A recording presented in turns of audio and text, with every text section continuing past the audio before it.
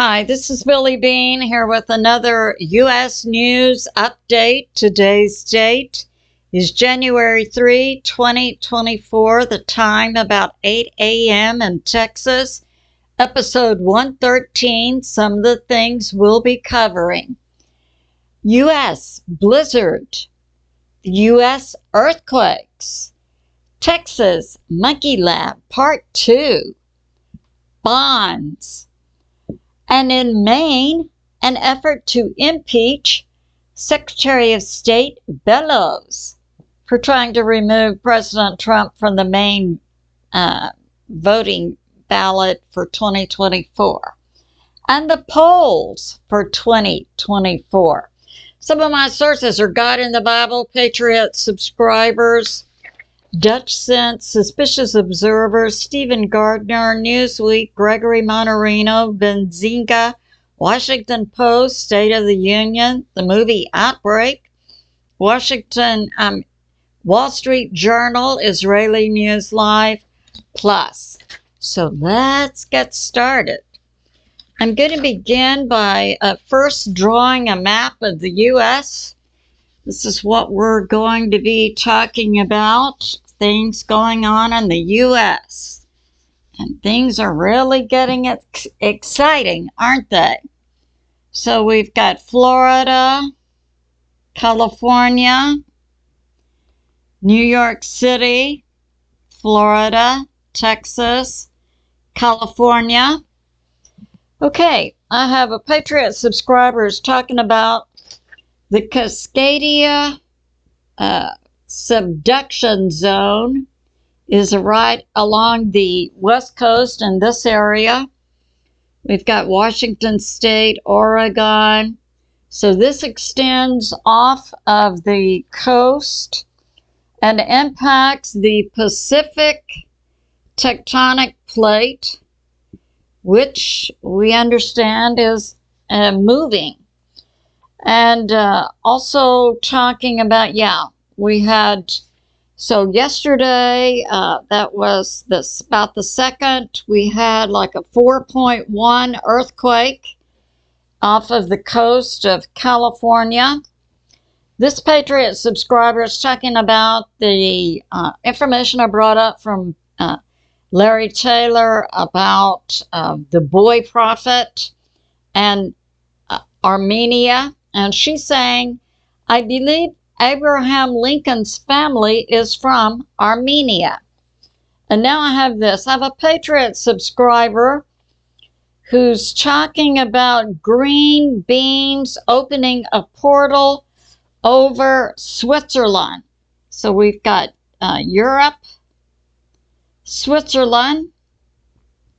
Yeah, it was believed those were CERN beams that came out and apparently opened, or it appeared to open a type of portal. Now, Stephen Bannon with Israeli News Live put out a video on it capturing this action.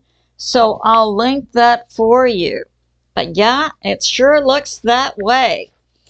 Now we have Suspicious Observers reporting. So we have many sources reporting. So we've got the North Pole up here. And we've had impacts on the North Pole. And Suspicious Observers is talking about a coronal mass ejection that's impacted the North Pole, that's ionizing it. And what we're getting is a temperature increase in this area, as well as space energy going on, releasing a polar vortex. So that's going to bring some cold weather to the U.S. also, and Canada.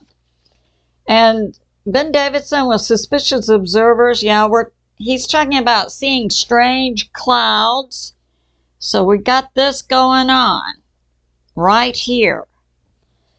And he's talking about, he's naming them millipede clouds, and he's talking about this same thing, cosmic energy The Earth's electromagnetic shield is weakened, so we're seeing more cosmic energy come in and produce strange clouds. So, yeah, that's going on. Now, what's being predicted, Hal Turner brought this out for the East Coast, so Canada also with this polar air is going to be experiencing also something like a blizzard, and a blizzard is where you have very low temperatures, high winds, heavy snow, and it's predicted for the East Coast from January 7, 8, and 9. So a heads up to everybody out there. Yep, so that's going on. All right. Yeah. Now, I had this also, and what I got from God this morning is bring out weather information, sun information. So I'll give this to you also. What we're seeing is on the sun. Now, we just had that large coronal hole that put out a few days ago, an X flare that was a 5, that's very strong impact upon Earth. And the information coming out from space weather is that there's an unusual property.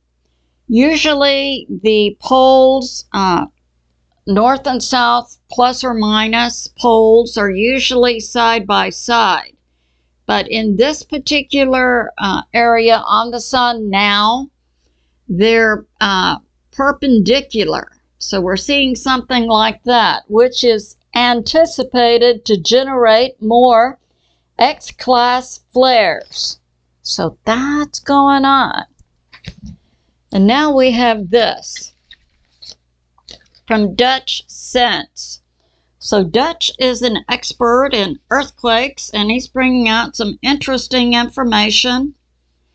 And we know we're seeing with Japan, they yesterday had that 7.6. The death toll now is up to about 50 in this area. That was on the Noto Peninsula, like in this area.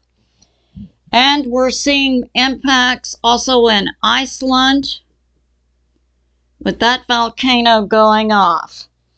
Now, Dutch is covering what we saw yesterday. So we saw in New York City like a 1.7 earthquake. And before that, up in Quebec, we had a 3.2 to a 3.5. And I had reported a few days ago a small earthquake, about a 3, in the Texas area. And we had also one, so this happened January 2nd in New York City, a 1.7. Then we had near, it was described as Washington, D.C. Dutch is saying it was actually Rockville, Maryland, was a 2.3. And that we also had one in the Great Lakes area in Madison, Ohio, a small one, 2.3. Now, Dutch is saying this, that all across the earth we're having a seismic shift, and I submit we're also having additional impacts from space that's increasing this. And Dutch is addressing people hearing booms as being the tectonic plates actually shifting. Now he brings this out. The craton is underneath the U.S., and it goes something like this. It's a geologic formation underneath the U.S., and he's saying there's a pattern, and if you follow the pattern, you can reasonably know what to expect in your area. And he's saying that the earthquakes begin on the West Coast, They shift to Texas and Central America, and then up into the East Coast and Canada. So we're seeing a pattern here. So he says, if you want to know what to expect on the East Coast, look to what's happening in Texas and Central America. And if you're in Texas and Central America, look to what's happening on the West Coast. So that's going on. Now, he's predicting more additional earthquakes for Japan in a few days. He's predicting about a 6.5 first in North Japan and then in the South. And then he's predicting this will move to impact Myanmar, also Pakistan, and India. And he's predicting in a few days 6.5 Japan and then shifting into this area. So that's going on. All right. Now we'll talk about what I brought out in a previous part. So now I'm doing Monkey Lab Part 2. And this is occurring in the county of Texas where I live. And as a former high school biology teacher, I'm very familiar with these type things. So we're talking about a monkey lab where bioweapons are produced. And it was Charles River Facility who went through a shell company in Austin to buy property in Brazoria County, Texas, in the town of Damon. Now, I found it curious. I had a Patriot subscriber who was familiar with monkey labs, and especially one in Louisiana, who said they always have to be located near a body of water. And what we have for this one is, so we have Angleton, Texas. This is where I live, which is about 50 miles south of Houston. And you come to a small town, West Columbia, and then you come to Damon. Now, running right here is the San Bernard River. And what I'm getting is, I believe, a monkey lab where they're doing gain of function, producing bioweapons. Since I've been made aware that they have to be near a body of water, my reasoning is they're either using that body of water for waste disposal, which could then poison your municipal water supplies as well as businesses. And in this area, we have a lot of chemical companies. Along the coast, we have Dow, and then just adjacent and on down from this monkey lab location will be the Phillips refinery, a chemical plant. And we have also Sweeney, Texas in this area, small rural town also that has the nearest hospital adjacent to this. But we're talking about bio level 4. This small rural hospital would not be up to handling something like Ebola. At any rate, so the monkey labs have to be built near a body of water. I submit they dispose of waste in the body of water, or they use the body of water for secret shipping in and out. Now, these chemical plants in Brazoria County also use the San Bernard to do shipping to the plants. So this is not only a health hazard to local citizens, but could pose a dramatic economic impact to the businesses in Brazoria County. So now this is going on. We have a report from the Wall Street Journal saying that the Charles River facility was going to invest $12 billion in this monkey biolab, but we have strong pushback by citizens and concerned businesses. The Brazoria County Commissioners Court has lodged pushback with the federal and state agencies. We have PETA involved because the Charles River facility evidently tried to circumvent laws regarding wild monkeys. The biolabs in the U.S. can only use monkeys raised in a monkey lab. They cannot import wild monkeys. But apparently, Charles River facility tried to do that about a year and a half ago.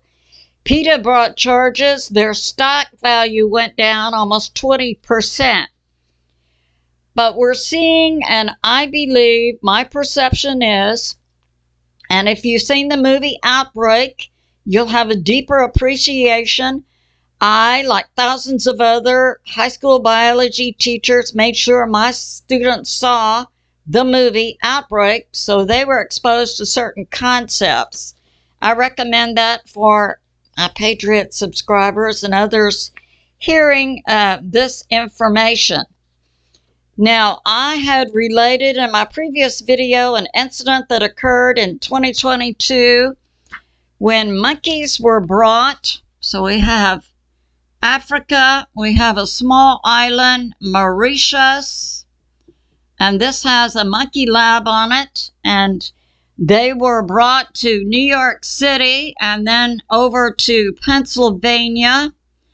And the trucks were followed by a supervisor with the Pennsylvania Health Department. And there was an accident, and they rushed this lady. She was exposed to saliva from one of the monkeys, and she was rushed to the local hospital that also had a lab.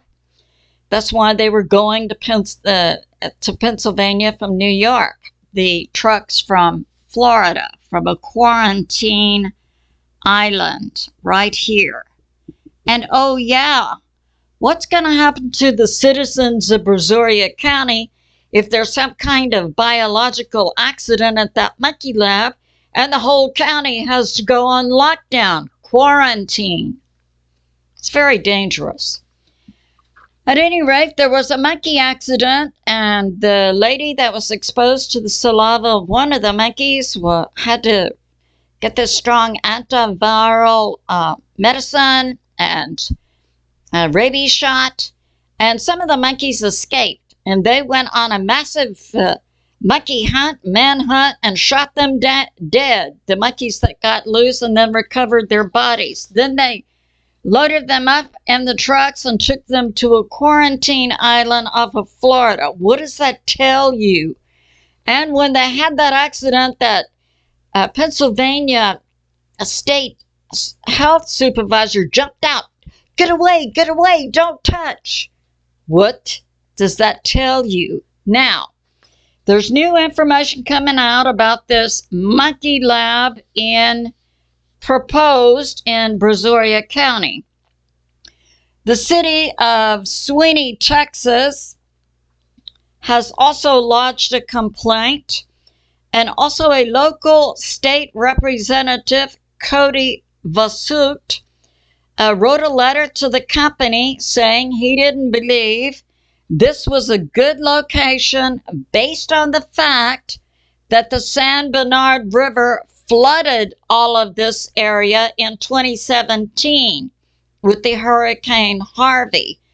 I can attest, as I lived in this area when that occurred, yes, all of that area was flooded. What are you going to do when you are juicing up something like Ebola in a monkey lab and you have a flood and they're loose in your county? Baby, your whole county is going to quarantine, a lockdown. So I agree with Cody Vasut. The physical location in Damon, Texas is not a good fit for a dangerous operation like a monkey lab, producing bioweapons. Now, this new information is coming out from the Wall Street Journal. And I submit this may be a way that the Brazoria County Commissioners and other involved parties can do an even stronger pushback against the Charles River facility. Apparently, on their initial paperwork to get the permits, federal, state, and local, they put down that they were going to build a monkey lab that would house 8,600 monkeys. But no, the Wall Street Journal says 43,000 monkeys. So how's that working for you? I submit that may be a way that the county and other concerned parties can push back strongly and get something done. If their paperwork was not correctly put together, or if there are secret goings on behind the scenes for them to bring in an illegal group of wild monkeys, no. So that's going on. Now we'll talk about what's going on with the economy. Okay. So I recommend to all the residents of the state of Texas and Brazoria County, just say no to a monkey biolab. We don't want it here. It's dangerous. Okay, we have things going on in the U.S. economy.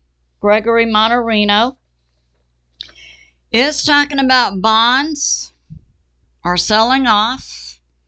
And we have more and more countries going into BRICS and less countries using the U.S. dollar. And in fact, Hal Turner brought this information out that it was a journalist from Canada who regularly goes to Mexico. And when he went recently, even the street vendors in Mexico did not want to take U.S. dollars. Peso. So we're seeing a decline in nations wanting to use U.S. dollars, even in Mexico. Now, this is going on. And what Gregory is saying is the Fed Reserve is to meet today, and he expects they may announce an increase in the interest rate for like the bonds. Nations or other investors would buy the bonds for like 3 years or 5 years or 10 years, and they would base their purchase on how much interest are you paying. You know, if I pay $100 for a bond today and 3 years at 5% interest, then I'll make money. So, yeah. So, Gregory believes the Federal Reserve will announce a interest increase, and or if they want to attract business. But he's also open to the bonds taking an interest cut. Now, he makes this statement regarding global economy that in the U.S. and around the world, liquidity is down. That means what are your cash and available assets you could immediately sell off, your liquidity. So that's going on. All right, and I'm preparing a little a session about banks and where they're closing in the U.S. I want to be able to put that on a map for you. A lot of them are closing. So now we have this. What's going on politically? Oh, and Gregory, the stock market so far is up and down, fluctuating. Now we have this from State of the Union. We know in Maine, Secretary of State China Bellows just removed President Trump from the 2024 ballot all by herself. Now this is going on. We have a state representative in Maine, John Andrews. Oh yeah, China is a Democrat, so John is a Republican. Now he's bringing a suit or a move or filing a complaint against Shayna Bellows to impeach her. And she had stated the reason to remove President Trump from the 2024 ballot was based on his association with the J6 incident, citing the 14th Amendment of the Constitution. John Andrews is bringing out that it's only Congress who can enforce the 14th Amendment to the Constitution, not a state. And President Trump has neither been charged nor convicted in any court in the U.S. for insurrection. So that's going on. Now, Stephen Gardner had also interviewed John Andrews. So I'll link his video for you. And Shayna Bellows failed to disclose that she's an elector for Maine, and she cast her vote in January of in the last presidential election of 2020. Well, she cast her vote for who? JB. I guess Shayna didn't see that there could have been a little conflict there. So yeah, that's going on. And now we have this from Benzinga and also the Washington Post. President Trump is, of course, taking many leads in polls. So President Trump, he's leading in the GOP poll like 60%.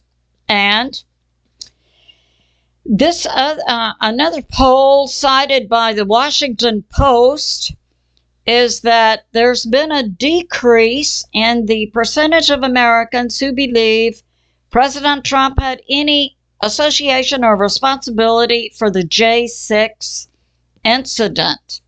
So yeah, that's going on. And also, Newsweek reports President Trump was given a victory on January 2, yesterday, by federal judge Mehta in Washington, D.C., who dismissed a J6 associated lawsuit against President Trump.